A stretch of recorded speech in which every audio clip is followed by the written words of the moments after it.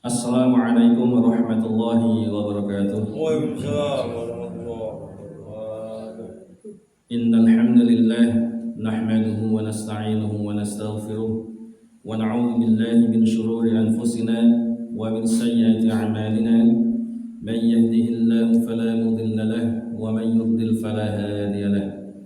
Wa asyhadu an la ilaha illallah wahdahu la syarika lahu wa asyhadu anna Muhammadan 'abduhu wa rasuluh. Allahumma salli wa sallim ala nabiyyina Muhammad wa ala alihi wa sahbihi ajma'in, amma ba'd.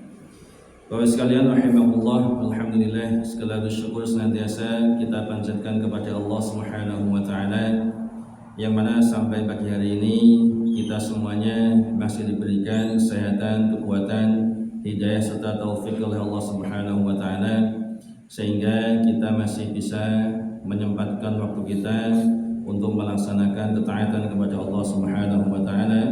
Kita berharap kepada Allah Subhanahu wa taala semoga Allah mengaruniakan kepada kita keistiqomahan di atas ketaatan, istiqomah di atas Islam dan sunnah Nabi kita Muhammad sallallahu alaihi wasallam, dan semoga Allah Subhanahu wa taala mewafatkan kita semuanya dalam keadaan husnul khotimah. Amin ya rabbal alamin. Bapak Ibu sekalian rahimakumullah, kita lanjutkan kembali pembahasan kita tentang syarah kitab Tauhid, yaitu kita masih membahas bab yang ke-10, yaitu menyembelih binatang dengan niat untuk selain Allah Subhanahu wa taala. Maka ini termasuk kesyirikan. Selanjutnya di sini penulis menyebutkan riwayat dari sahabat Thariq bin Syihab radhiyallahu taala anhu. Rasulullah sallallahu alaihi wasallam bersabda, "Dakhalal jannah rajulun fi dhubab wa dakhalan nar rajulun fi dhubab." Qalu, "Kaifa dzalika ya Rasulullah?" Qala, "Marra rajulani ala qaumin lahum sanamun la yujabizu ahadun hatta yuqarriba lahu syai'an. Qalu li ahadihima, qarrib." Qala, "Laisa 'indi syai'un uqarrib." Qalu lahu, "Qarrib walau dhubaban." Faqarraba dhubaban faqallau sabilahu fadakhala an-nar. Wa qalu lil akhar, "Qarrib." Qala, "Ma kuntu liuqarriba li ahadin syai'an duna lillahi 'azza wa jalla." Fadarabu 'unuqahu fadakhala al-jannah. Ada seseorang masuk surga karena seekor lalat. Jadi Nabi SAW bersabda, ada seseorang masuk surga karena seekor lalat, dan ada seseorang masuk neraka juga karena seekor lalat. Maka kemudian para sahabat bertanya, bagaimana hal itu terjadi wahai Rasulullah? Beliau SAW menjawab, ada dua orang berjalan melewati suatu kaum yang mempunyai berhala. Ya, ini kaum terdahulu ya, Bani Israel dulu ya. Jadi ada dua orang yang berjalan melewati suatu kaum yang kaum ini apa? Memiliki berhala sesembahan. Dan tidak boleh seorang pun melewati berhala itu sebelum mempersembahkan kepadanya suatu kurban. Ya. Jadi kalau ada orang lewat situ harus apa? Harus memberikan sesembahan. Ya, untuk siapa? Berhala itu yang mau dilewati. Ya, jika ada satu kaum yang punya berhala, kalau ada orang lewat situ harus apa? Mempersembahkan sesembahan. Ya. Nah, dua orang laki-laki tadi berjalan melewati kaum tadi itu yang punya berhala tadi. Kemudian ketika itu berkatalah mereka kepada salah seorang dari kedua orang tersebut. Nah, ada dua orang kan ya.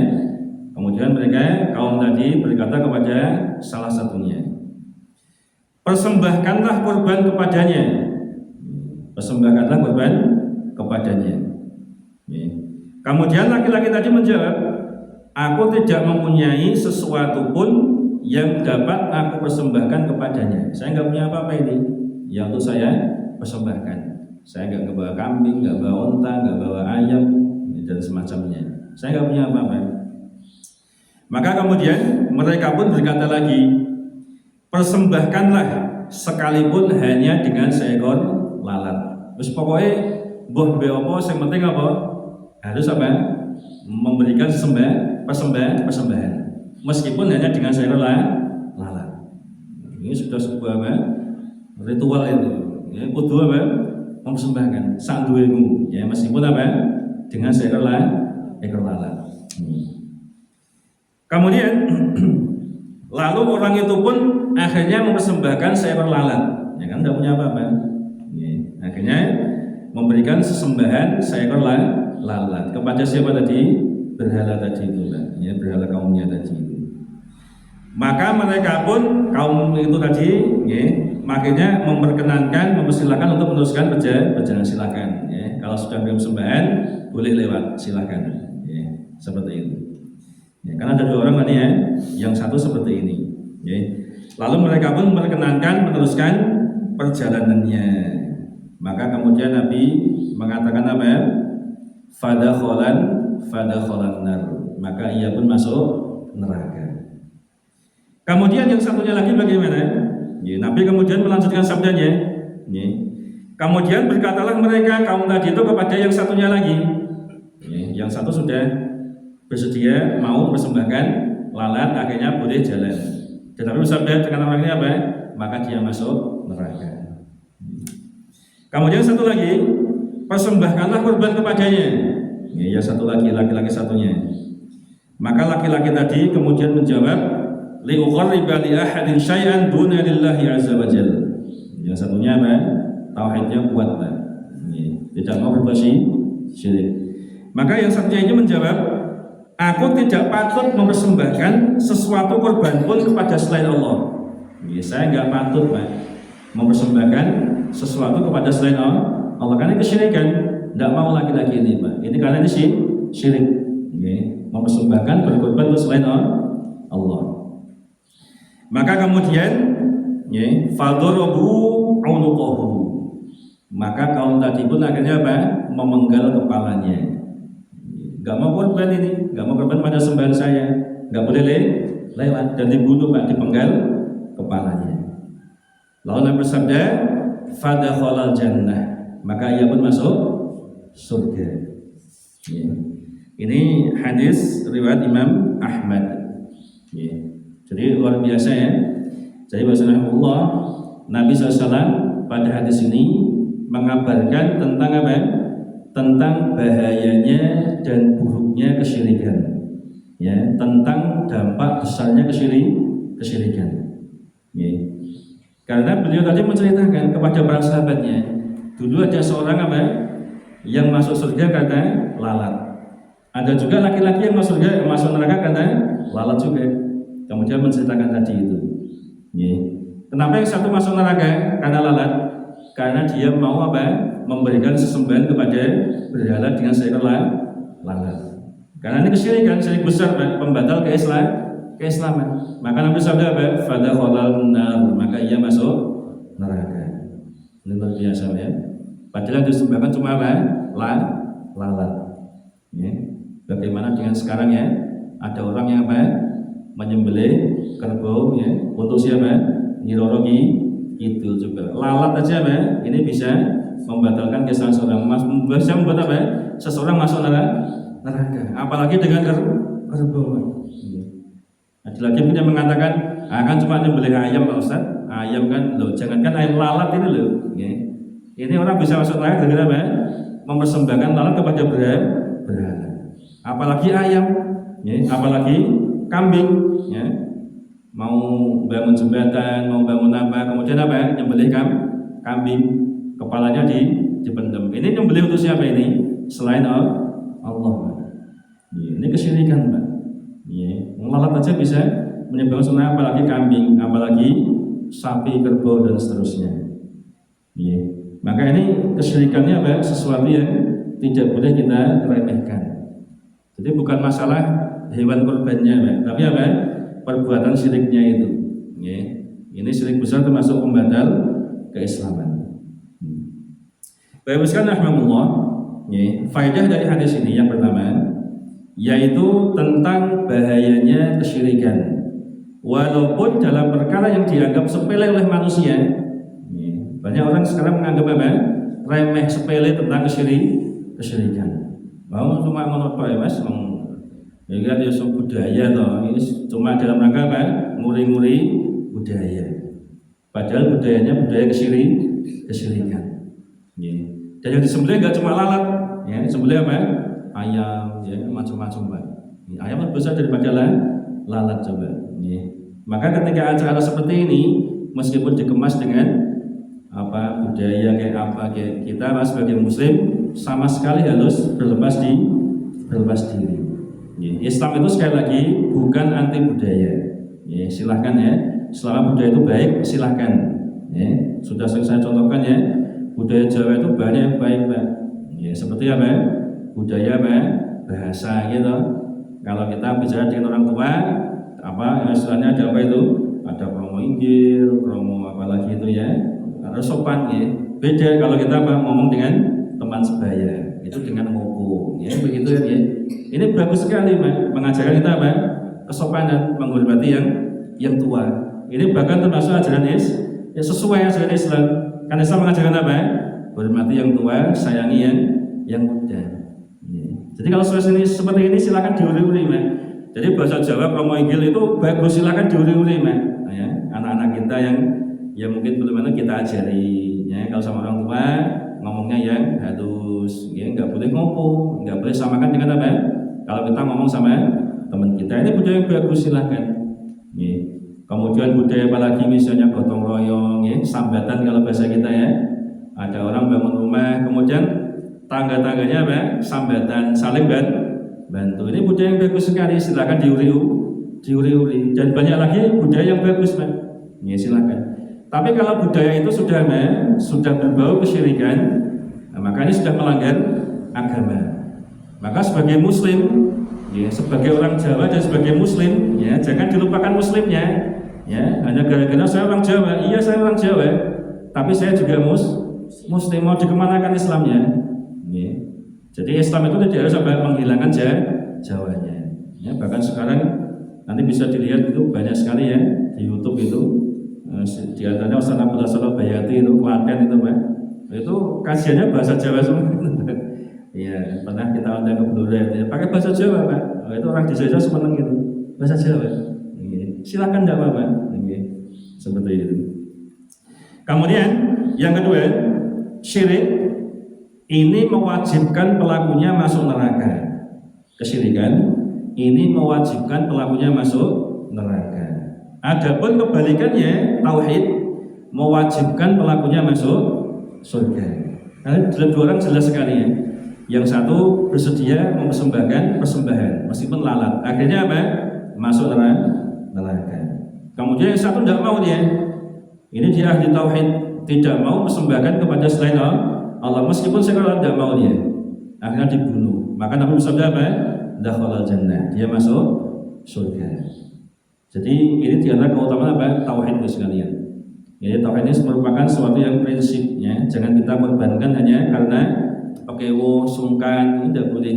Ya, karena kesyirikan ini sesuatu yang sangat berbahaya. Ya, bisa membatalkan Islam kita. Ya. Kemudian yang ketiga, seseorang bisa jatuh ke dalam perbuatan syirik, akan tetapi ia tidak tahu bahwa hal itu termasuk kesyirikan yang bisa menjerumuskannya ke dalam neraka. Termasuk sekarang juga mungkin banyak ya, seseorang berbuat syirik, tapi dia nggak tahu kalau itu kesyirikan. Dia anggap malah untuk ngomongin apa, padahal termasuk kesyirikan. Yang ternyata gara-gara itu dia masuk neraka. Tadi orang yang persembahkan lalat tadi bisa jadi dia ya karena gak nyembahkan nggak boleh lewat, gimana lagi yes apa lah begitu ya, lalat aja begitu. Ya tetap masuk neraka karena itu kesyirikan. Kemudian yang keempat, dalam hadis di atas ini mengandung peringatan, ya, menunjukkan peringatan dari perbuatan dosa walaupun terlihat kecil. Ya, artinya kita tidak boleh meremehkan Allah, tidak boleh meremehkan sebuah dosa, meskipun banyak orang menganggapnya sepele, ya, menganggapnya kecil, tapi bisa jadi itu di sisi Allah sesuatu yang besar. Coba tadi Pak, cuma korban dengan lalat. Ini kalau orang paling anggapnya remeh ini. Malah lalat apa spiro lah. Nah gitu kan.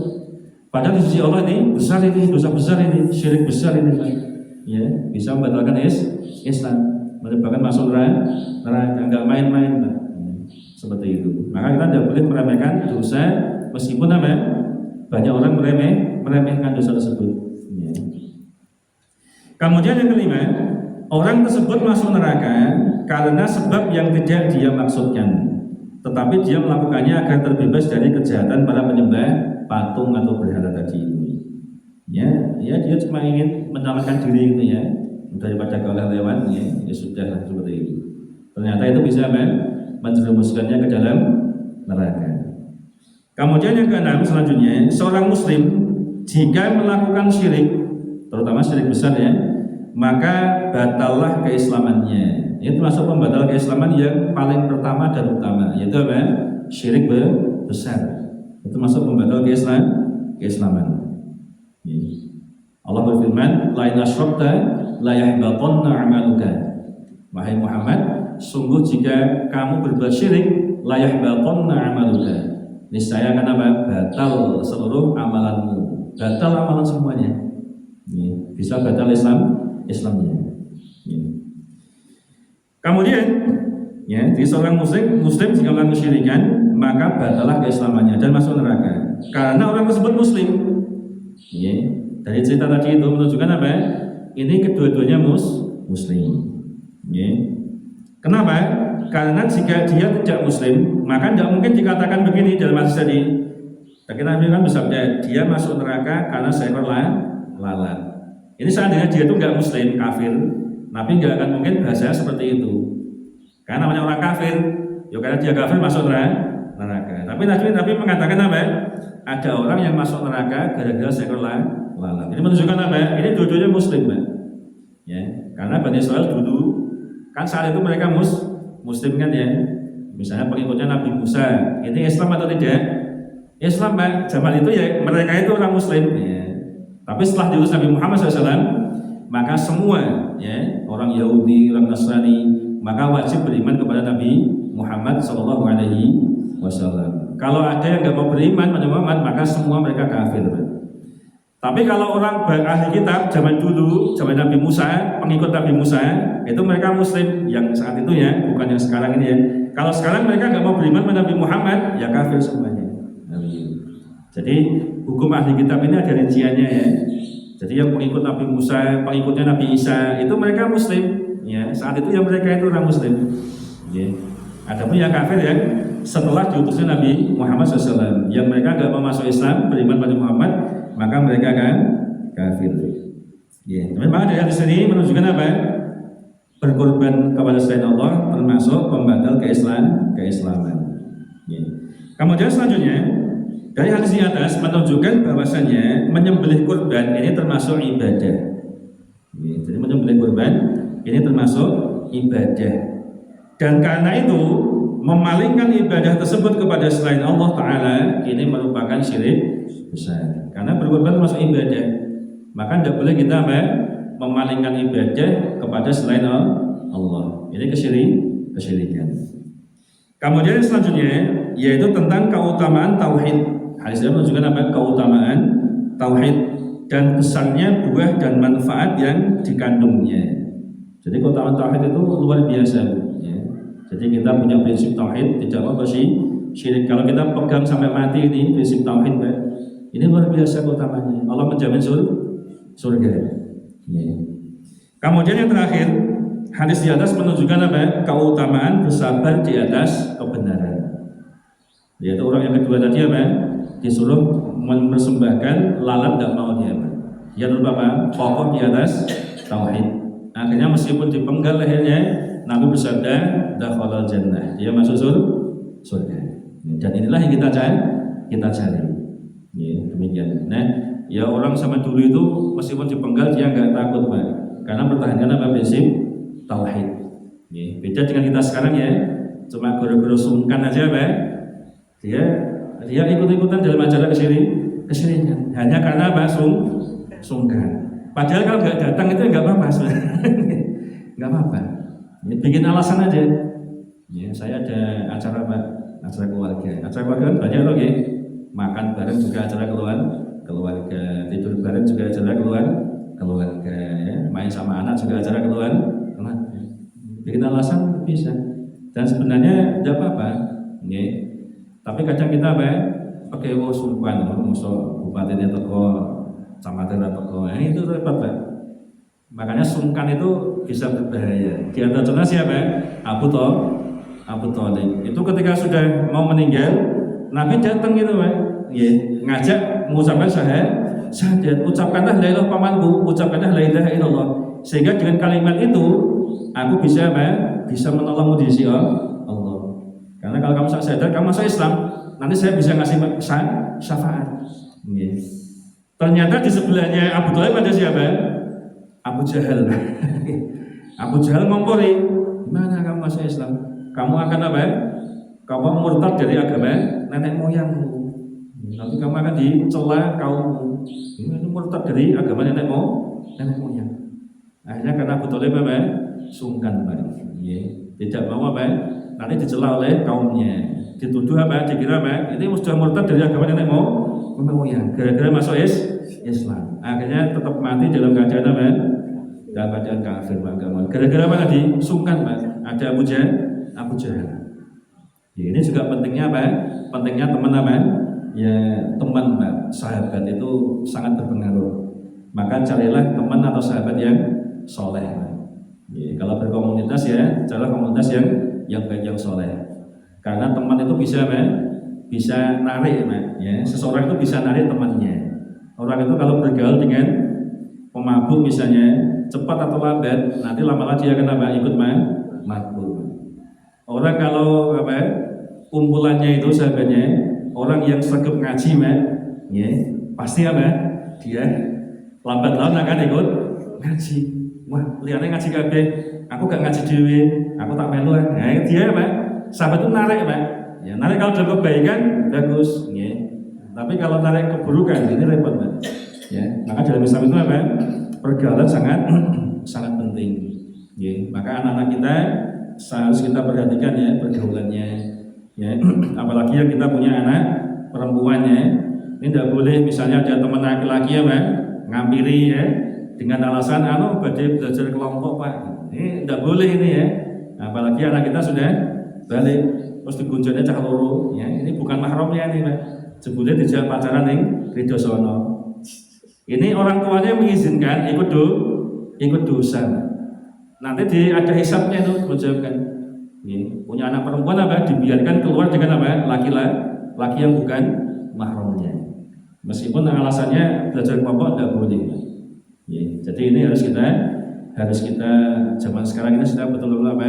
Hati-hati ya, apalagi anak perempuannya. Kita kalau lihat berita itu, kalau sudah kejadian baru apa? Nyesel. Wah, jebule dimetengin wong gitu. Baru nyesel. Kalau nyesel gimana, Pak? Ya salah dewe. Salahnya sendiri apa? Dia mengizinkan anaknya apa? Dijemput lagi, Pak. Orang tuanya ikut dosa. Ya, seperti itu. Maka hati-hati usaha umur. Betul-betul kita jaga apa? Pergaulan anak kita. Apalagi zaman sekarang ya. Semoga Allah SWT menjaga anak keturunan kita. Ya, semoga keluarga kita menjadi keluarga yang soleh dan solehah, dan semoga kita semuanya dan keluarga kita dikumpulkan Allah kembali di dalam surga Allah Subhanahu wa taala. Amin ya rabbal alamin. Subhanakallahumma wa bihamdika asyhadu an la